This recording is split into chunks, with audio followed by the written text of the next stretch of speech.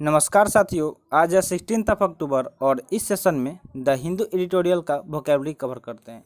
यानी कि the Hindu editorial में जो भी इंपॉर्टेंट वोकेब्स होते हैं उसे with picture and animation cover कराया जाता है और साथ में अगर ट्रिक बनता है तो ट्रिक भी ज़रूर बताया जाता है।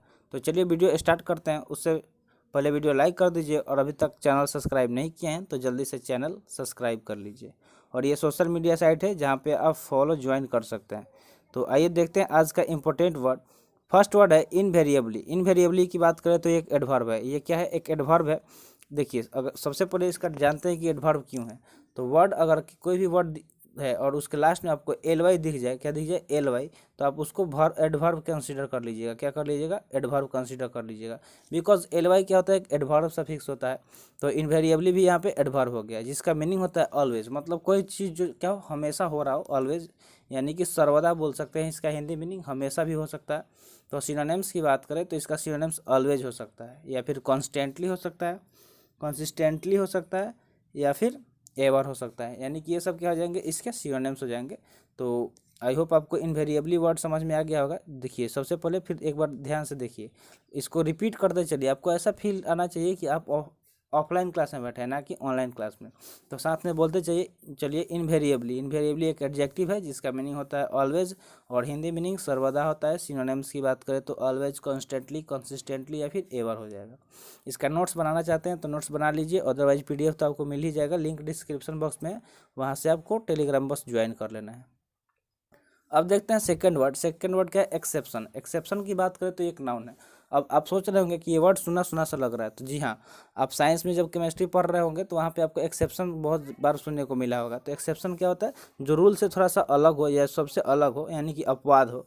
तो यहाँ पे एक्सेप्शन नाउन है क्योंकि लास्ट में आई ओ एन आया है। तो ये आपको एक और चीज़ याद रखना है कि वर्ड के लास्ट में आई ओ एन दिख जाए, ठीक है, तो वो नाउन होगा। क्या हो जाएगा? नाउन हो जाएगा, क्योंकि आई ओ एन एक नाउन सफिक्स होता है। तो आपको ये भी याद रखना है कि आई ओ एन क्या होता है? एक नाउन सफिक्स होता है। तो एक्सेप्शन नाउन हो गया। इसका मीनिंग होता है ए पर्सन और thing that is not included in a general statement. मतलब कोई पर्सन हो या कोई चीज़, ठीक है, उसे इंक्लूड नहीं किया गया किसी जनरल स्टेटमेंट में। मतलब वो क्या है? यानी कि सबसे अलग है।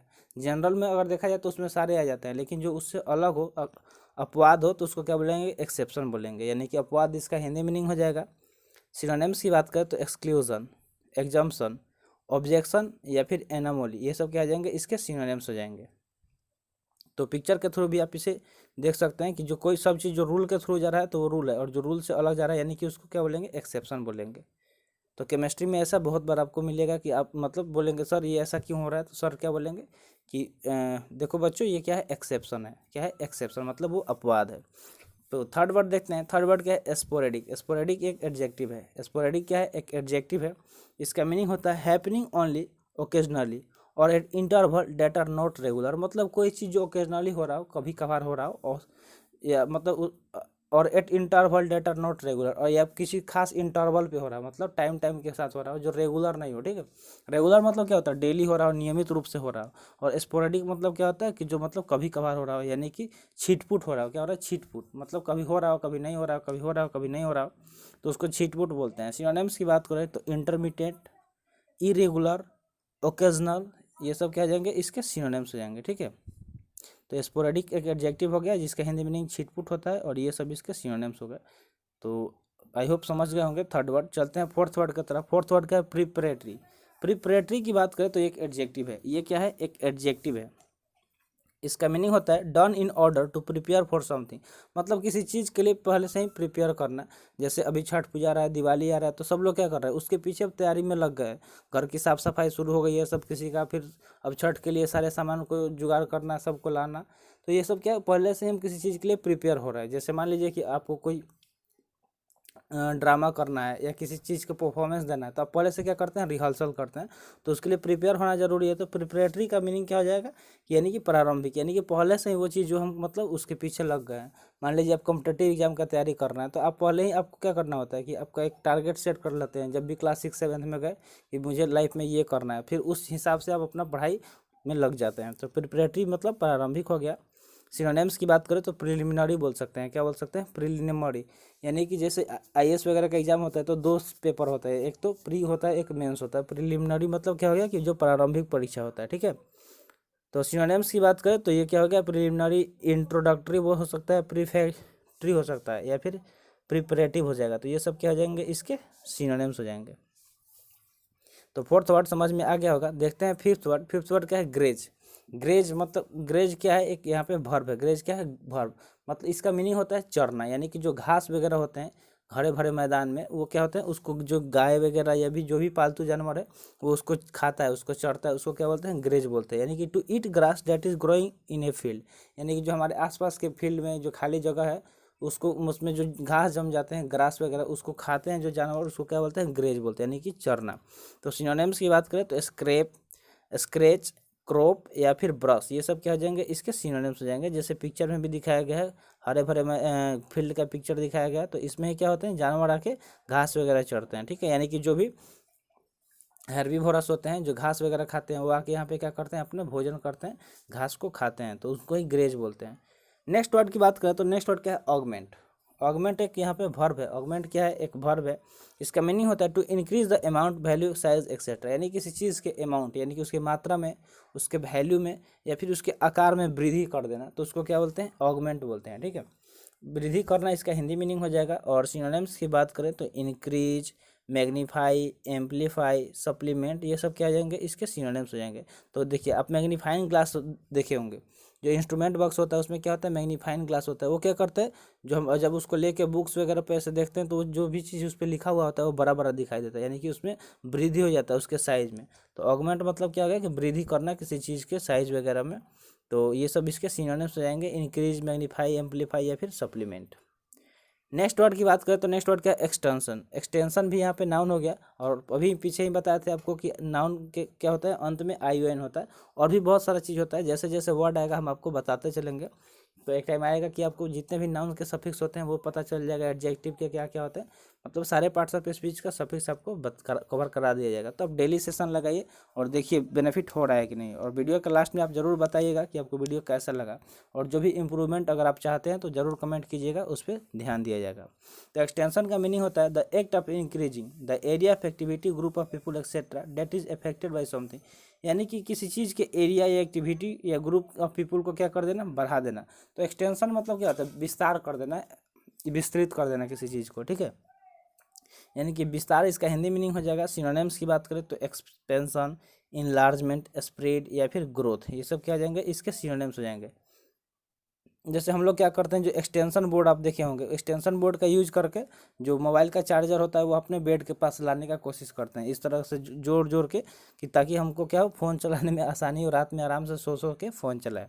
तो एक्सटेंशन, उसको भी हम लोग क्या बोलते हैं, एक्सटेंशन। तो एक्सटेंशन मतलब क्या होता है, विस्तार, यानी कि इसमें जो वायर वगैरह होते हैं उसको बढ़ा के अब क्या करते हैं, बड़ा कर देते हैं, और उससे अपना जो भी काम होता है वो निकाल लेते हैं। तो एक्सटेंशन मतलब नॉर्मली विस्तार बोल सकते हैं।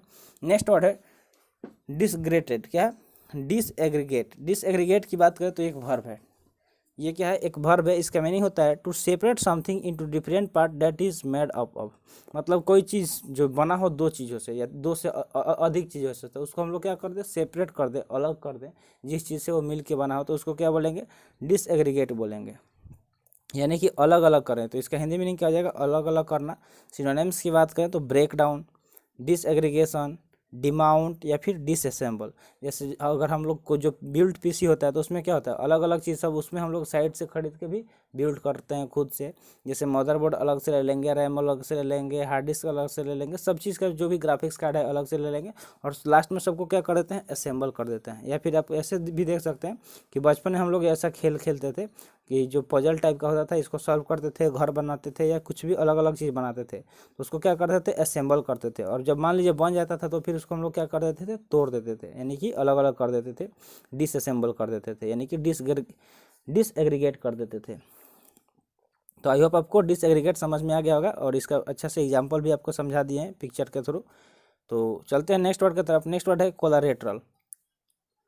Sorry, collateral. क्या है, कोलेट्रल। कोलेट्रल की बात करें तो ये एक नाउन है जिसका मीनिंग होता है property or something valuable that you promise to give to somebody if you can not pay back money that you borrow. मान लीजिए कि कभी कभी ऐसा होता है कि कोई आपके आसपास में भी देखे होंगे कि वो पैसा ले लेता है किसी से, कर्ज ज़रूरत के हिसाब से ज़्यादा पैसा ले लिया, बाद में बेचारा वो पैसा नहीं चुका पाता है, तो उसके बदले उसको कुछ महंगा चीज़ भी देना पड़ जाता है। जैसे मान लीजिए कि ऐसा बहुत बार देखा गया है, जो गरीब लोग होते हैं तो पैसों की ज़रूरत होती है तो अमीर लोगों से पैसा ले लेते हैं, जब पैसा वो कमा के नहीं दे पाते हैं तो उसके बदले अपना ज़मीन घर ये सब क्या करते हैं, उनके नाम में कर देते हैं, यानी कि उसको कोलेटरल बोलते हैं, जिसका मीनिंग होता है संपार्श्विक। क्या होता है? संपार्श्विक।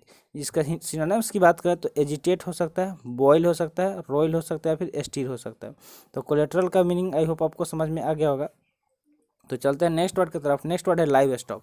लाइव स्टॉक, देखिए लाइव स्टॉक अब अगर 6-7 में ही पढ़े होंगे ज्योग्राफी वगैरह तो आपको जरूर पता होगा, ठीक है, रिसोर्स वगैरह में। तो लाइव स्टॉक एक नाउन है जिसका मीनिंग होता है the animal kept on a farm और एग्जाम्पल काउज और शिप्स, ठीक है, फॉर एग्जाम्पल काउज और शिप्स, यानी कि जिसको हम लोग क्या करते हैं फार्म पे रखते हैं, यानी कि जो हमारा फार्म हाउस होता है या फिर कहीं भी खेत वगैरह के आसपास में रखते हैं उसको लाइव स्टॉक बोलते हैं, यानी कि सीधे बोल सकते हैं जो पालतू जानवर होते हैं, गाय भैंस बकरी ऊँट ये सब क्या है पालतू जानवर है, उसको ही हम लोग लाइव स्टॉक बोलते हैं, यानी कि पशुधन। सिनोनिम्स की बात करें तो कैटल, जिसको पोसते हैं, ठीक है, जिसको पालते हैं उसको पशु बोलते हैं। तो सिनोनिम्स इसका क्या हो सकता है? कैटल, स्टॉक, हर्ड, काउज, ये सब क्या जाएंगे? इसके सिनोनिम्स हो जाएंगे।